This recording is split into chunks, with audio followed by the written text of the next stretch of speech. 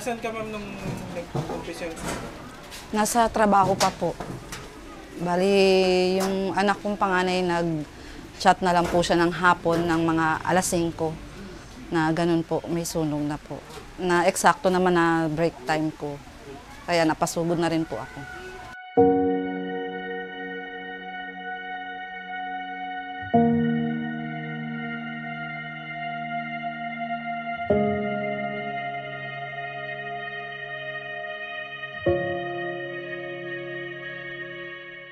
Lisel Guevara po, 49 years old. Nasa Riverbanks Mall po, cashier.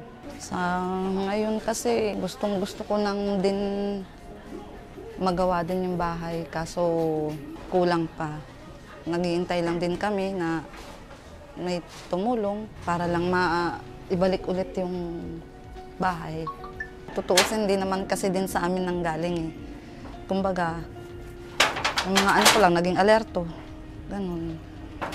Hindi namin din inaasahan na ganun ang mangyayari. So, aksidente talaga. Dito po yung munting tindahan namin. Dati namin tindahan. Yan po siya. Tapos po, dito po yung aming munting sala. Diyan po nakalagay. Dito rin po nakalagay yung TV. Yan. Tapos dito po yung aming kainan. Yan, dito po. Ito po, yung hagdanan papunta po sa second floor. Bali, doon yung isang kwarto ng bunso ko, dito naman sa panganay ko. Then, ito po yung aming kitchen at yung CR po.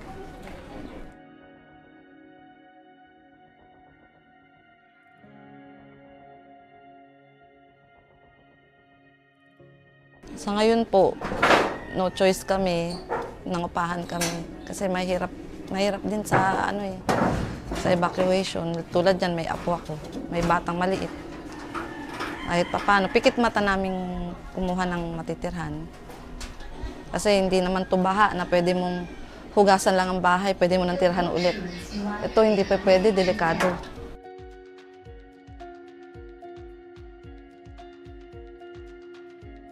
Kailangan magpakatatag.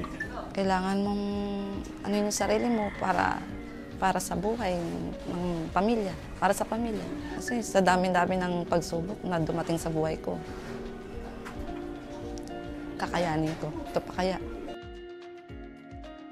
Humingi po sana ako ng tulong na sana po maitayo po muli namin ang aming tindahan at makabawi po at makapagpatayo kami ulit kahit papaano.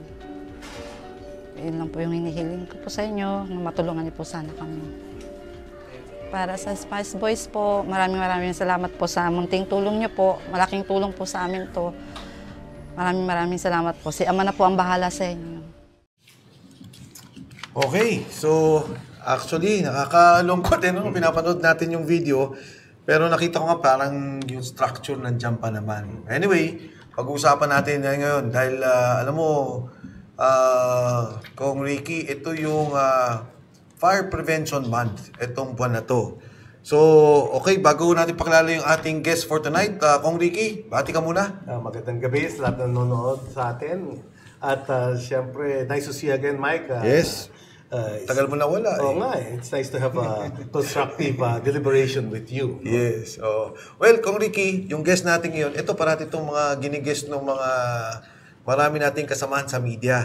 Dahil siya nga yung nagbibigay gabay, pinapaliwanag niya. At syempre, kanina lang, bago ka dumating, nagkikwento kami, ang dami niyang kinikwento sa akin tungkol dito sa sitwasyon ng sunog and safety. And pakilala po natin, ang ating po kasama ngayon ay si Dr. Loy Reyes, Fire Safety Advisor at Presidente ng Federal Union of Philippine Volunteer Firefighters and Communications Group. Dr. Loy, magandang gabi sa iyo. Good afternoon po. At ako po ay mas natutuwa dahil na-invite ako ng isang grupong kagalang-galang, kagaya po ninyo. Nako, salamat naman Dr. Loy. Oo, kaming dalawa lang kagalang-galang. Si Kong Ace wala pa dito. Anyway, Doc Loy, ang una kong tanong, kanina tinanong ko sa kanya, at nice ko rin matanong ngayon ulit. Bakit firefighters at saka communications group? Yan. Normally kasi ang Security and Exchange Commission, hindi nag-aalaw yan ng isang grupo na firefighters. But they can engage on a communication group dahil maraming existing yan. We do have rainbow communication, we do have the public and communication groups. Mas madaling i-register yan. And then from there, once na meron silang capture ng title ng communication group, then dadagdag na yung main intention nila, which is firefighter and fire volunteer. Okay. Napakarami ngayong mga fire volunteers. In fact, Yes. Oo nga. marami ang gumagastos ng sarili ng pera para makabili ng fire truck para tumulong sa mga sa pag nagkakasunog. No? In fact, tinanong ko si Doc Loy, sabi ko kasama ba dyan yung Federation ng Chinese Volunteers? Diba? Filipino-Chinese Volunteers. Isa yan sa mga pinaka-una. Yes. Minsan sa Quezon City ang sunog, biglang dumarating yung mga Filipino-Chinese na talagang tumataya yan. Oh. I mean, itong mga taong to, may kaya sa buhay to, may ano to, pero tumataya sa sariling buhay nila para makatulong doon sa mga nasusunugan. Doon lang sa amin, yung mga barangay, meron din silang mga barangay na meron silang sariling mga fire volunteers na sila mismo naglalabas ng pera. Yes. No? At paano nga pala to? Paano kunyari sa dami ng volunteer natin? Tsaka siyempre, meron tayong BFP. No? Anong coordination dito sa kanila? Well, based on law, under Republic Act 9514, na dapat si volunteer ay in coordination lagi sa actions ni Bureau of Fire. Okay. Dahil silang regulatory. Yes. Okay. So, for everything that they do, dapat in coordination. So, for example, barangay fire volunteer, dapat to nakalink din with the local government unit at si local government unit with the municipality. Meron automatic na Bureau of Fire stations yan. Yes. Dapat lagi silang in good terms, in good actions. Yes. Ganun. Tapos, Doc Loy, yung sabi mo, kailangan nakadikit sa local. Ano ba yan? Di ba ang Bureau of Fire is independent of local governments? yes. Oo. Pero meron po din mga assignments yan. For example, you are assigned to Mandaluyong, Makati, fire stations, so forth and so on. Naka-distribute din sila.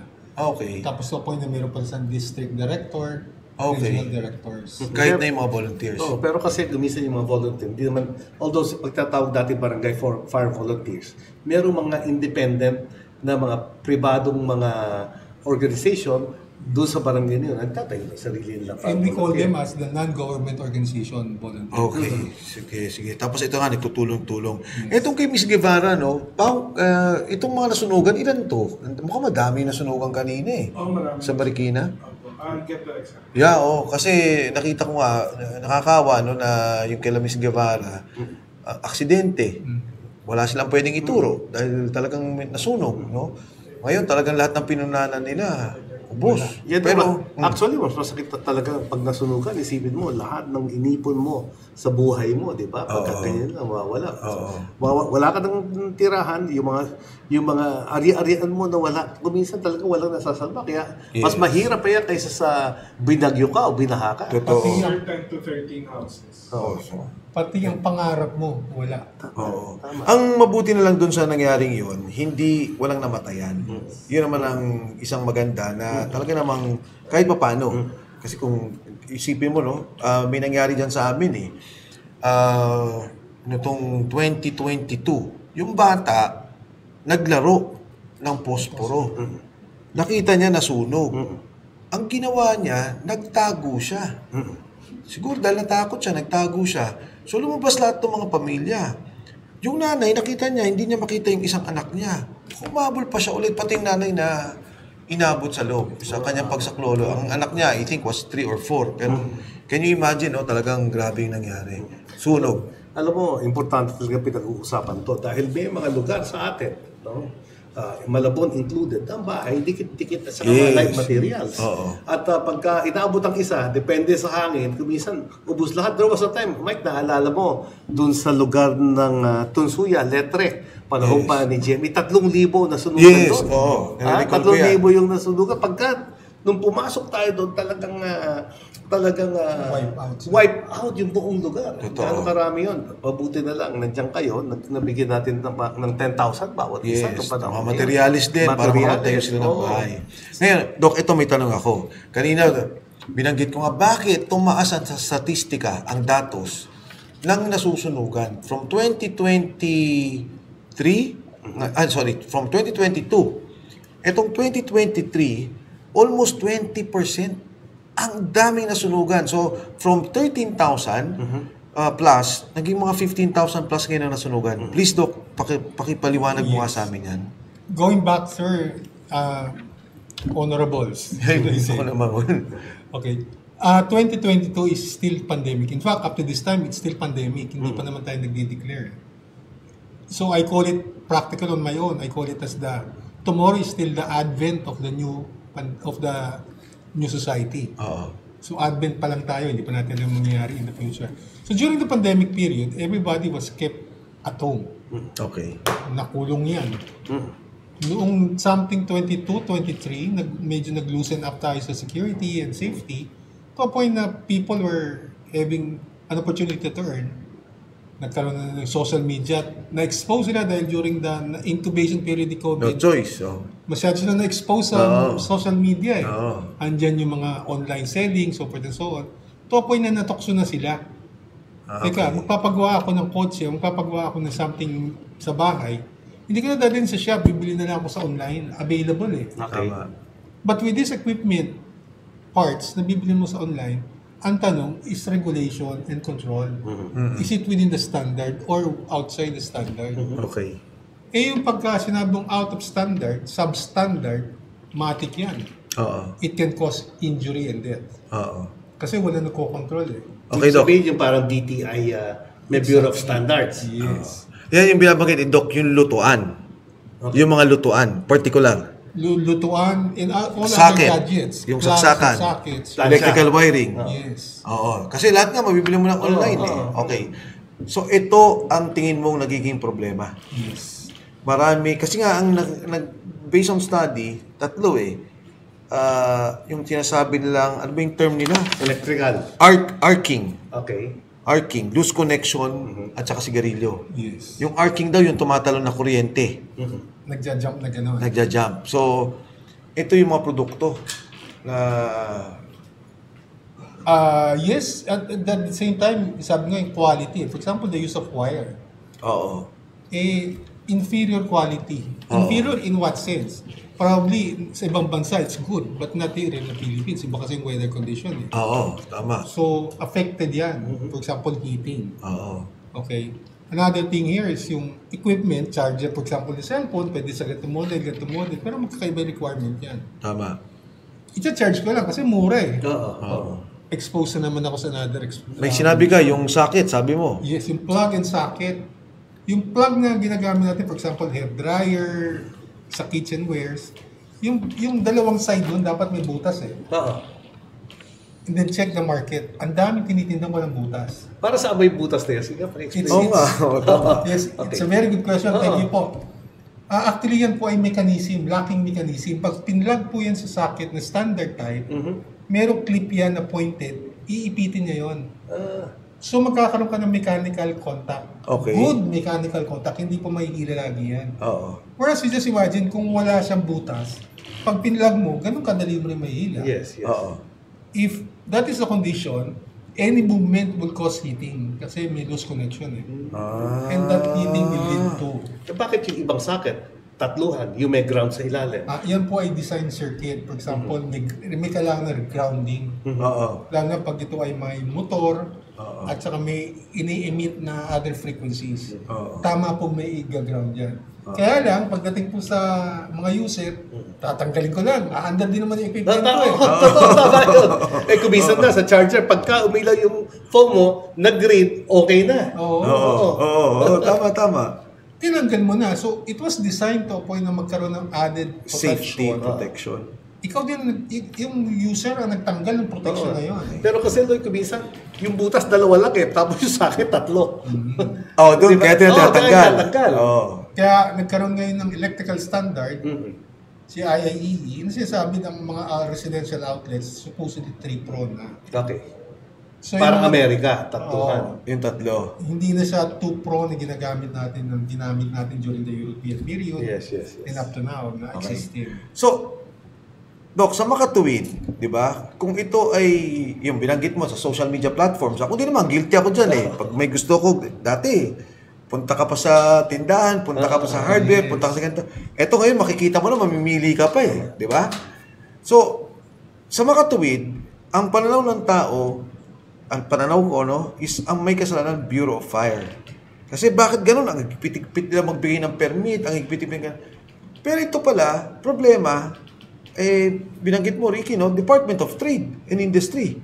Kasi enforcement na yan ng standards. Di ba? And also NBI.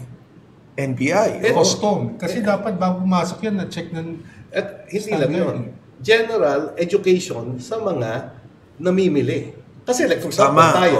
Okay, ako, guilty na rin ako dyan. Kasi pagka yung sakit ng cellphone, lagyan ko ng wire, sinaksak ko, okay na yung cellphone ko, nag-charge, okay na ako. Hindi ko alam na dapat pala ako, ano design doon sa cellphone mo, yun ang gamitin mo.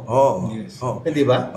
Hindi, pero yung kunyari yung sa sakit, tsaka yung wiring, di ba DTI may standards tayo based on the kung ano man yung requirement Philippine National Standards. Philippine National Standards and based on what the electrical engineers, kung ano yung pananaw nila na dapat. So, syempre si Customs, hindi naman nila alam yun. Si NBI, tama ka, nakapasok na. Oy, may violation to, imbestigahan ko to. Pero sino yung una? Diba? Sino yung unang dapat na magsabi na pag mag-i-import, itong produktong to, or nasa Lazada pala, I'm sorry, tama ka, nasa Lazada na yan alam ko na may mali, may problema. Dapat DTI yan. Dapat DTI. Di Diba? ba? So, umpisa pala. Kasi, like, ang laking porsyento pala ng mga nasusunugan dahil sa mga electrical. Gaano karami na rin narinig natin na yung mga cellphone sumasabog bigla. Kahit sa aeroplano, sumasabog. Diba? So, talagang, lalo na dyan sa mga light materials sa mga bahay, dahil napakadelikado. Well, siguro, no, para lang wag lang kasi siyempre sasabihin naman, ayan na naman, may bagong regulasyon na naman, nagpapahirap na naman. Siguro dapat, itong mga nasa social media platforms like Lazada, like Shopee, no? Magkaroon na talaga ng ito yung Philippine Product Standards. Kung mag-import kayo, make sure na compliant kayo dito. At kung hindi, huli namin kayo. Masasayang ang pera ninyo, sayang negosyo nyo. Masisis yung product. Masisis yung product. Loy, ako naniniwala na kunyari may mga advertisement na nagbibigay ng mga warnings.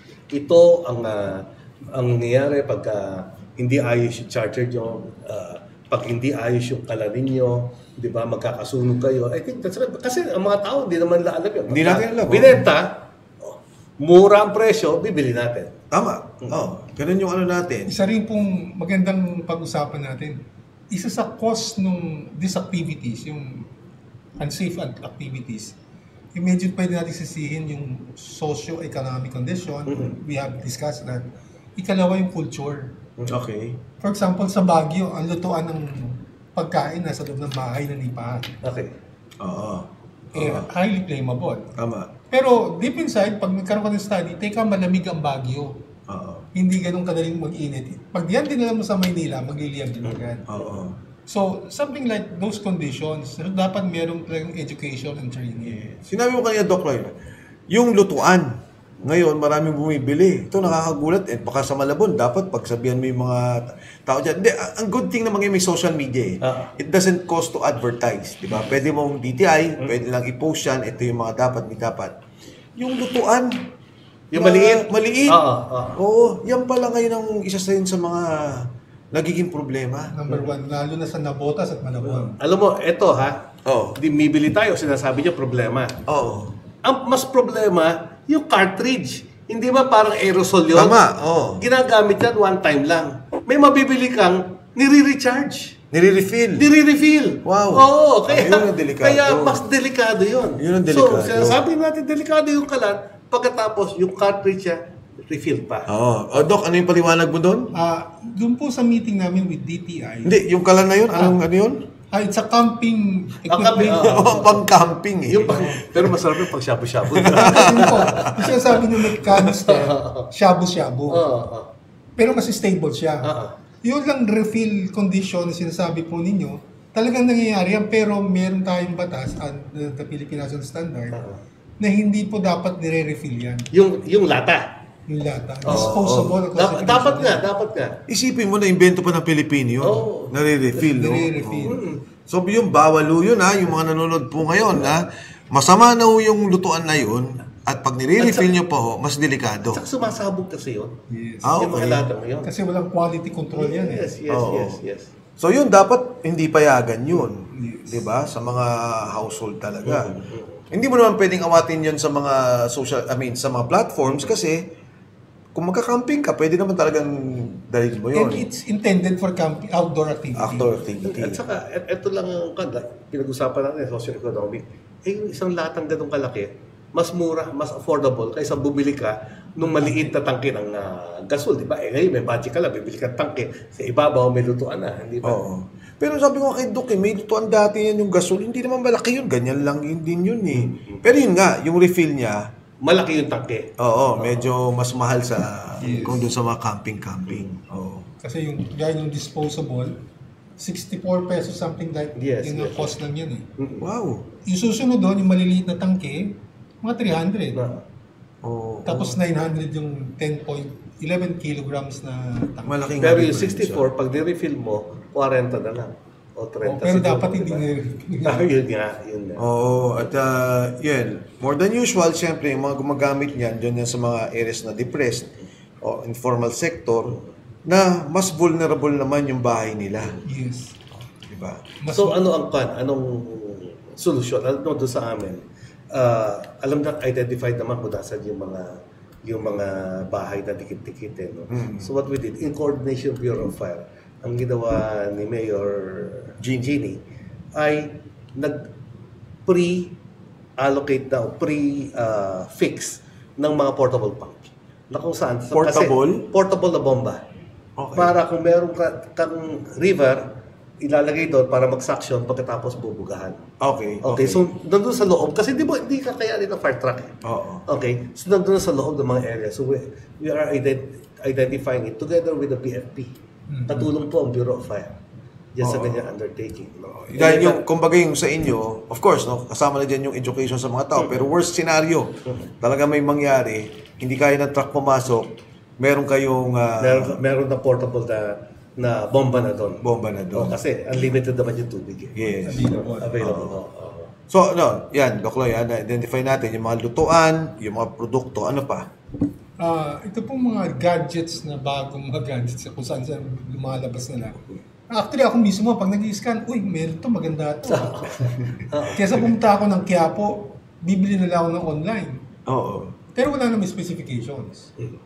So, eventually, pag kinabit mo yun sa sirkito, baka mag-fail naman doon. Okay. And it produces a bigger problem in the equipment pagka nagre-repair ka ng component type. Component level repair. So, how do we resolve that, no? Kasi, I mean, na ano lang ako, no? Gusto ko ngang i-regulate yan, pero ayoko namang dagdag presyo. Siyempre, magbabayad pa yan naman sila. Dagdag pahirap. Tatagal na naman. So, ano kaya yung best solution? For Lazada, which is capable naman sila, di ba? Dahil malaki sila eh. Na talagang informed sila, ito yung mga standards ng Pilipinas.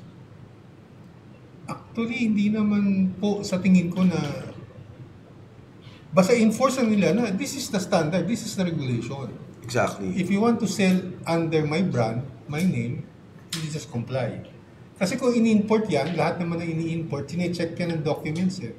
Does it qualify the Philippine National Standard? If it does, yes, you can enter. If Are you saying, don't, Doc, the customs would know immediately kung compliant o dapat hindi? po yan, nakaalam nila. Hindi, pero paano mo naman bubuksan lahat ng maliliit na packages ng Lazada? Di ba, as Diba? per declaration nila as they import, Oo. dapat nakalagay na ron na specify. Dahil once na hindi totoo yung sinasabi, then that's another case. Yes. Pero kaya mo ba yan with so many products coming in? Oo, napakahirap siguro. And also, smuggle pa yung iba. Yes. Ako iniisip ko, Lazada, of course, sabi ni Lazada, hindi platform lang naman ako eh. Pero at least, duty mo to inform them. Ito ang standards for this. Di ba mayroong classification electronics, lalo na? Yes. Electronics department. Dapat it should be compliant, no? Saka may mga banned item kapag sa mga laruan. Di ba? Tama. May mga gamit doon na hindi pwedeng Sir Mike, maganda yung sinasabi nyo kasi pati, for example, if I am a buyer, makikita mo yun, bakit kaya may standard? Yung iba ngayon magiging aware na, may standard palang ginagamit. Oo. So magkakaroon ng awareness na I should be looking for those standards. At itong standard na to ay hindi para pahirapan yung nagbebenta at yung bumibili, pero dun sa kanilang seguridad, no? Magkaroon Para ng maproteksyonan, safety. Protection of the user, community in the country as well. Yes. Tapos siguro yung nagbibenta naman ng mga kalan na yan, dapat even in social media platforms, ilagay nila. Not for household use. It can be used for camping, it can be used for outdoor activities, pero huwag niyong gagamitin sa bahay. Pangalawa, sabihin nila, as part of the requirement, hindi pwedeng i-refill yung canister. Di ba? Sa inyo, I'm sure may nagre-refill. I'm sure marami pong nag-refill Pero yan. yung sa refill na yan, ang concern ko dyan, hindi na yung huwag kayong bumili ng refill. Dapat the local government, identify niya yung nagre-refill. Yes. Na bawal yan eh. Bakit pinapayagan mag-operate? Oo. Local government will be responsible. Yes, dapat. Oo. Or down the line, yung barangay. Yes. Di ba? Kasi siya yung makakalam sa lugar Ang niya. problema lang, do they know the regulation? Do they know the standard? Yes. So dapat properly disseminated din yung mga standard na nilalabas na yan. Naintindihan naman ho natin na talaga namang hirap yung mga tao. Kung minsan gusto natin makamura. Pero baka po itong mga produktong to o yung practice, no, yung pagre-refill, lalong makasama po sa atin. Yes. Hindi lang sa atin, pati yung ating mga kapitbahay at yung buong komunidad. At kung ito ay kolorum, so nag-i-evade ng tax na naman to. Yes. Parang dinadaya ang komunidad, they earn without the proper requirements, proper procedures. Nakikwento ko kay Dr. Lay, yung LPG, ganon din ang problema nila. Kasi may nagre-refill and mas nakakamura talaga. So amongst themselves, nagkaroon sila ng, kayo, no? Consultant si Doc Lloyd din doon sa paggawa ng batas na yun, na-approve na talagang may seal, may ganito, may ganyan. At saka ina-idle test nila yung mga tangke nila. Yes. Oo. Kaya among the association. May aging pa yan. Oo. Kasi yung iba nagpapasok ng tangke from other country na depreciated na sa labas. Tama. Tapos dito So, gagamitin pa rin. use the tangke. Oo. Oo. So, okay, Doc, so napag-usapan natin na yung cost na yan. Yung pangatlong sinasabi niya, yung paninigarilyo. Ha? Again, I guess marami nito sa depressed areas o yung mga bahay na dikit-dikit. After po, cigarette, that's not only, we don't talk about cigarette with pod na tipong tobacco. Oo. Pag sinabing cigarette, kasama na dyan yung vape. Okay. Ganun, no? Pati ba? E-cigarette yun eh. E-cigarette, oo. Yes, At e-cigarette. may mga cases na nagkakasunog? Yes. Kasi Okay. electronically run eh. Okay. Okay. Plus may charger na naman. Oo. Plus may wires na naman. Oo. So yun yung Those are the things that we cannot do without yung charger. Lahat ng gamit may mga charger ngayon. Oo. Ang problema pa po sa charger, iba-iba yung connector.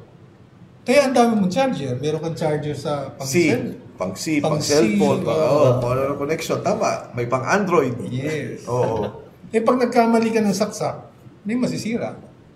At yun na naman din ang magiging problema. Correct. Oo. So, okay. Doc Loy, so, punta na tayo dyan sa problema natin sa sunog, problema natin sa mga... Yung kanina sinabi sa Marikina, 10 to 15 houses atay na sunugan.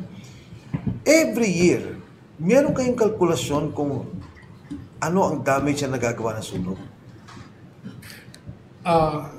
Pagdating doon sa what we can see, kumbaga if this is an iceberg, makita lang natin ang ibabaw. Okay. May na-damage, may nasaktan, may nawalan ng property. But under yung sa iceberg, kumbaga yung hindi natin nakikita, sinira natin ang environment.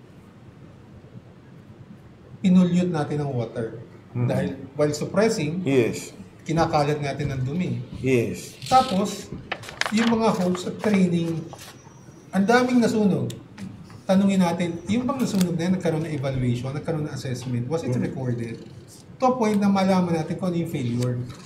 And then eventually enhance ang training. Ang training ng dati, ngayon pa rin ang training.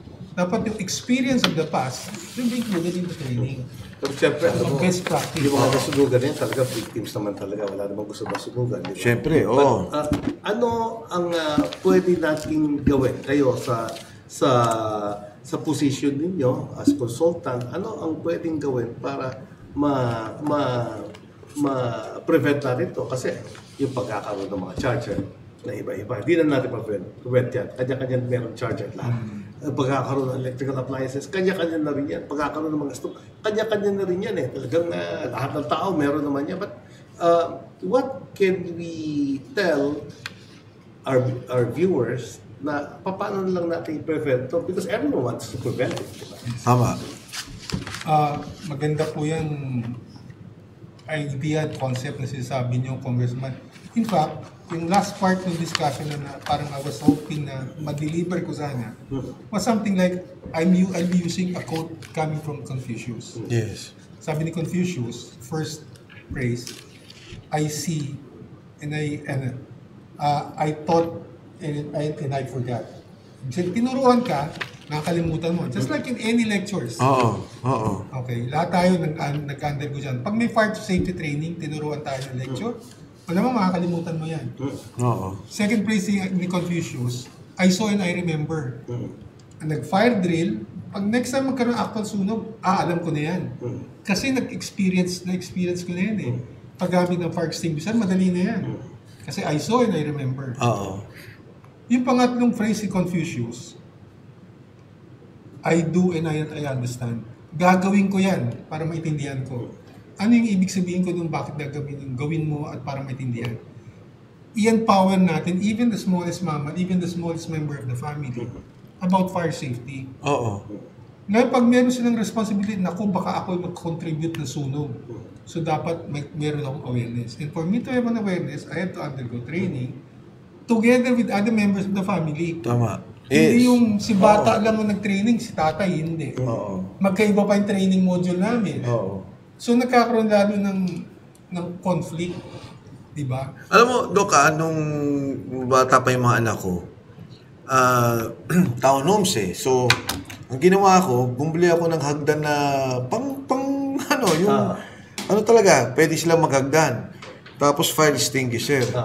Tapos constantly, pag kami nagsunog, ang baba ninyo dito na. Do not pass through going down here or going there. Dito na tayo bababa, lahat.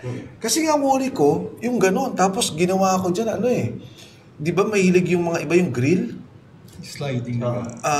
Well, may grill pa rin ako, pero may enough space for, may lock pa, pwede mong tanggalin yung lock para pwede lumabas. Kasi may nangyari doon sa Ayala, no, at that time, nasunog. Ano mo yung tao, buhay hindi makalabas sa grill. So kapit niya yung gwardiya, namatay siyang kapit yung gwardiya. Ayala na to, no? So hindi naman safe, hindi naman yun. So nagtanim sa isip ko yun eh, kaya constantly, bumili muna ako ng hagdan, tapos meron kaming fire, hanggang ngayon naman, may fire extinguisher. Pero kailangan ko nga i-check no, para alam ko yung and then may klaro. Pag may nangyari dito takbo nyo. Dito takbuhan natin. Lahat papalabas. Alam nyo, Doc Loy, itong araw, I underwent a firefighting course. 3 araw yung firefighting course ko. Ikaw? Oo. Kasi requirement niya para makakuha kang lisensya ng pagkamarino. Yes. And dapat maintindihan din ng lahat ng mga nakikinig sa atin na hindi lahat ng apoy ay pinapatay na tubig. Hindi ba? Kasi may iba-ibang class yan. Di ba? Okay. Pag oil fire, ibang kailangan mo. Pagka regular na mga kahoy-kahoy lang, pwede yan tubig. Pero kasi ang unang takbuhan ng tao ay tubig. Oo. So, nag-course ka pala talaga. Kasi ang kurso ni Kong Ricky, sa Marine engineer kasi. Marine engineer. Solas. Part ng Solas, sa New Jersey ako nag-train, US Military Civil Command. Pero kasi ang barko, very important for fighting. Bakit ka mo? Kasi pag binomba mo ng tubig yung barko, lulubog. Tama. So it's even more special na talagang mag-concentrate ka kung nasaan ka, anong pandawan mo ng apoy pag nasa barko ka. Kasi pag napuno ang barko ng tubig, lulubog ka naman. Oo nga. Doc, tinitinak ko lang yung statistics yung binabanggit mo sa leading causes, yung electrical connections and electrical faults. 53%. Yung mga connection, yung mga plug, yung mga gawad, ganyan. Yun pala talaga, 53%. Marami iba nagagaling sa jumper. Oo, diba? mga jumper din. Yes. sa mga depressed areas, no? Ng mga informal settlers. Tapos pangalawa, I just wanted to say this kasi na-quote ang Bureau of Fire, no? Si Ma'am Carvajal at Ma'am ba to? Si spokesperson po nila na ang sinasabi na, yun, si Ma'am Carvajal at Cienza, sabi nila, kailangan pa rin natin ng 159 fire trucks all over the country. There existing, may pinamigay sila na kung kailan lang nitong 2024 na 52 new fire trucks. So, kailangan pa natin ng mga additional ng 159. Kayo ba sa Malabon, Kong Ricky, kompleto na kayo sa fire trucks? Okay naman ang fire truck namin. In fact, yung Bureau of Fire namin, meron sila mga fire truck na nakadeploy na, no? At mukhang bibigyan pa kami ng isa, no? Because, siyempre, nakikita rin naman siguro yung Bureau of Fire ang mga pangangailangan and doon sa amin, marami talagang mga communities na dikit-dikit na light materials. Yun nga ang problema eh. Yun ang isang problema, Dok. Marami din sa Quezon City, hindi makapasok ang kotse. Dikit-dikit ang bahay. So, anong pwedeng solusyon dyan? Well, sa tingin ko po itong community mismo, dapat magkaroon sila ng assessment. Saan ba sila pinakamalapit na kondisyon para masunog? Hindi, kung minsan bahay lang naman. Sila. So, ibig sabihin, dapat ma-identify nila ano yung pwedeng masunog. Okay. Pag nasunog yan, ano yung pwede kong gawin? Okay. Pag ginawa ko yan, ano yung kailangan kong gamit? So, this is a measurement of capability and capacity based on the need. Ang need yung kung paano natin assess na ito pala yung problema at vulnerable ng community. Oo. And normally, tinuturuan natin sila pagpatay ng sunog, paggamit ng fire extinguisher. Pero hindi natin sinasabi, ito yung kailangan mong gamitin eh. Oo. Kagaya ng sinasabi ni Sir, tipong merong class A, class B, class C na fire. Oo. So dapat magkaroon muna ng assessment ang bawat community. Then from there, we do the training. Siguro, at malaman yung exposure. Alam mo, ako, I agree with Doc, no? Lalo na doon sa mga areas na dikit-dikit ang bahay. Oo. Wala ka na magagawa doon eh. Wala ka na Nandiyan na talaga magagawa. yung community, wala ka na magagawa. So what's important is really to have organization, volunteer organization within that community na section, eto sagot mo to, Sa bawat ito, lugar. sagot mo to, Oo. sa bawat lugar. Oo. And that, I think that will prevent itong ating fires, no? Oo. Wala dahil paano yan eh, naririyan na tayo eh. Dadagdagan na lang.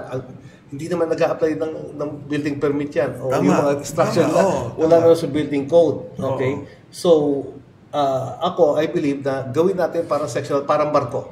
Pag nagkaroon ng sunog sa area na to, ikaw yan. Yung mga cruise ship, ganyan po yan. Na itong mga taong to, dito ka lang sa section na to, yan lang ang trabaho mo. Labanan sunog dyan. So, yung iba, nakasuporta. So, kung pwede natin gawin yan sa mga barangay natin at doon sa mga sitio natin, I think it will help a lot. Di, ang ganda nga, no? Ngayong Fire Prevention Month. Sige, Doc Lloyd, please. Yes, and at the same time, kung ako ay regular na empleyado or regular na member ng community, magkakaroon ngayon ako responsibilidad. Yes. Tama. Lalo kung ngayon pagsisikapan na walang mangyayaring sunog. Hindi, kunyari, no, sa isang komunidad, sabihin mo na 200 households, 200 na bahay. Siyempre, kailangan section by section, tingnan nila. Yung barangay, pwede namang hingin o yung mga purok leaders, hingin ang suporta ng Bureau of Fire. Technical assessment, ang unang pag-usapan, pag nagkasunog, saan tatakbo mga pamilya? Pag dito. Yun una. Pangalawa, prevention. Nagtatrabaho tayo. Sino yung pumapasok? Sino yung mga naiiwan dyan? Tapos yung mga maiiwan dyan, may training kahit pa paano. Ano yung mga gagawin. Ngayon, sasabihin nila ngayon, sir, wala naman tayong fire extinguisher. Tinraining nyo kami. Ano naman yung supportang pwedeng maibigay sa kanila? I mean, I'm just thinking aloud. Kaya ba na kahit walang fire extinguisher, tubig, salok-salok, labanan lang yung sunog? Doc Lloyd? Pag ito ay ordinary combustible material, pwede ang tubig. Pero pag may electricity na at chemical, hindi na pwede at saka metal. So kahit pa paano, kailangan meron pa ring Fire extinguisher. Pero may classification po yan. Ang hirap naman. Oo. Nagiging komplikado. Classification, for example, kung ito ay mantika, buhusan mo ng tubig, lalo Lalo lalaki na. yan. Okay. Lahat nagmamantika. Okay. So dapat malaman nila kung paano ngayon papatayin pag mantika nasusunog. Pag bumili ang isang syudad ng fire extinguisher, gaano katagal pwedeng gamitin? Ang ayon po sa standard, ang fire extinguisher ay walang expiration. Okay. Kaya lang, kailangan itong properly maintained dahil nasisira yung mga goma, yung mga fittings. So, preventive maintenance na lang. Tapos yung canister would last for about 5 years na good quality yan. Okay. So, more or less, pwede natin estimate 5 years. 5 years. Pwede na rin, di ba? Pwede na rin. Pero yan, merong nakita ko dati may nag-represent parang produkto sa Thailand. Bola. Fireball. Fireball. Oo, Babato hagis mo. mo. Oo, tapos ano ba yan? Yung mga ganyan. Ang classification po nun ay pyroplastic siya. Ay pyro equipment. Okay. So, sumasabog eh. Oo. The mere fact na sumasabog, it can cause it's blasting, it can cause injury. Tapos, based sa existing fire standard natin sa DTI, Philippine National Standard, at regulation ni Bureau of Fire Protection, hindi po classified dyan as So, mas maganda pa rin yung normal standard na fire extinguisher. No, para maano. So, yan. Yun yung tingin kong isang problema eh. Kasi, okay, na-organize yun na kami. Okay, alam namin gagawin. Paano ngayon yung support? Well, one of the things that you did, Ricky, yung pump. Yung bomba. Oo. Pero, alam nyo, katatapos sila ng eleksyon, meron akong isang kagawad. Oo. Okay, ang ginawa niya, ang project niya, fire extinguisher ng barangay. Kasi Okay. medyo siksikan din doon sa kanya. Oo. And I commend him for that. Pero kung ang pinag-uusapan natin is kaya ba ng isang lugar na magtayo ng volunteer ng mga firefighters doon, wala pa ako nakikita ng lugar na walang homeowners association o kaya samahan eh. Tama. Oo, Oo. samahan ng mga marites, di ba? Tama. Marami yan. Oo. Tama. Oo. Dahil sila, kaya nila doon sa area nila. Tama. And it can easily be done. Oo. But tama ka rin, Mike, na lalo na kung mayroong suporta galing sa barangay o sa lungsod na magbibigay ng fire extinguisher, mas madaling Mapaprevent. No? Oh, kasi ano eh, kung kaya pala ni Kagawad, hindi pwede kaya naman lang. Kaya, di ba? Kaya naman lahat. Kaya di ka. Kaya ni ka. Meron po isang incident na nangyari. Nagtanong sa akin isang barangay official in one barangay in Mandaluyong. Binabaha at nasusunog. Sabi ko na lang, ba't hindi tayo humingi ng mga canister, chemical canister, yung kulay blue, Oo. from a factory? During the rainy season, pwede lang gawing bangkayan. Floater. Okay. So, they save lives. Oo. Pero during Yung ang mga- weather ay tag-init, Gawin timbakan mo. ng tubig. Okay. In case of fire, suppression natin. Oh, maganda yan. Oo, So- maganda yan. Multifunction siya. And both saves life. Tama. Oo. Pero Dr. in reality, pag nilagay mo yun, may tubig lang kayo paligo eh. Well, at least lagyan nila ang tubig. Okay. At saka nakita na yung support natin na we want to save yung buhay na property. Kaya to si Kong Ace, dapat tumigil tong paglalaro ng apoy eh. Bilhin mo, talagang ang dami palang ano, no? No, Doc? Minsan po isama niyo ako. Oo. Sige. Doc, ito. Noong 2022, ang daming kaso paputok. Tumaas na naman. I do not know the data now no, for 2023. Pero 2022, paputok. Ano ba yun? Ba't biglang dumami na naman? Again, social media platforms. Yes. At saka masyadong nasuppress ang mga Pilipino because of the COVID. Yes. Hindi makalabas. Nagkaroon na po siya, sige, we lighten security, we lighten the quarantine policy. Okay. O sige, bibili kong paputok. Iba naman, magbebenta ako maraming paputok, you can make use of paputok. Dumami. Pati ang control na regulation, nawala na. Pati yung import, ang dami rin. It just goes to show, kung makakabili ka sa social media platforms like Lazada and Shopee, problema yan. Dapat nga may konting regulatory enforcement ang ating gobyerno. Diba? And tingin ko sorry pero hindi mahirap eh. What do I mean hindi mahirap? Dati, para malaman ko sino nagbibenta, pupuntahan ko isa-isang lugar. Ngayon, titingnan ko lang yung page eh. Diba? Ito yung mga nagbibenta ng mga electronic equipments. Pagka tinay po firecrackers, makikita mo sino nagbibenta ng mga firecrackers. So, mas madali na dapat. May data na agad. May data na agad, alam nila kung sino. At registered yun, verified seller yun. Oo nga, pero pagdating mo naman sa Lazada at saka sa dami naman ng produkto, hindi ba paano mo, at yung iba, wala naman dito sa ating bansa. Okay, for example, Vix, akong gagawin ko kaagad, Lazada, subukan mo magbenta ng paputok, pati ikaw gagawin kong liable. Di ba? Gobyerno ka? Pwede kayong magbenta ng yung mga shower ba? Yung ganun lang. Fountain. Oh, fountain. But if I see any of that, didemanda namin kayo. Prohibited. Mga prohibited. I'm sure walang makakabenta. Diba? Hindi na sila pwedeng basta-basta. Ngayon, i-search mo. Marami. Makikita mo, ang dami May lahat nagbibenta. kasi nabibili mo eh. Kaya Kung di sa Lazada, sa Shopee, o iba't iba pa, di ba? Kaya nga, oo. Whereas excuse me if I make use of the name eBay, si eBay control. Okay. Kasi may responsibility sila over the product na masisira. Amazon. Yes. Oo. Pero yun kasi, Dok, kung papansinin mo naman yung mga prices nung matataas. Yun lang. Oo. But yung taas na has something to do with quality and Exactly. Kaya Kaya there are sites also like narinig ko sa mga balita na yung, for example, Alibaba, they control yung counterfeit naman. Yeah. Hindi ba na pumasok Yes. sa Amerika. Pero it has dito, cost. hindi natin masabi. it has cost. Basta constant ko parati, DICT, the government, should put up our own platform. Bakit ko sinasabi yun? Kasi ang gusto ko naman makita yung mga produktong Pilipino na we will be able to encourage them kung nagbibenta ka ng prutas dito, nagbibenta ka ng gulay dito, at least with the government platform, pwede mo itong magamit, no? At mabigyan ng pagkakataon yung mga maliliit na mga negosyante, mga magsasaka, magkaroon ng ganun. Tsaka atin, control natin yung platform natin mismo. Yun, Agree, parati I constant agree. yun eh. Mamaya, meron tayong, isa sa mga kausap natin, yun, bata, gumawa ng agricultural platform. Wow. Okay. Para i-allow niya yung mga magsasaka talaga makapagbenta-benta sila. Ako tingin ko dapat, gobyerno, magtayo na siya. Hindi niya dapat i-manage.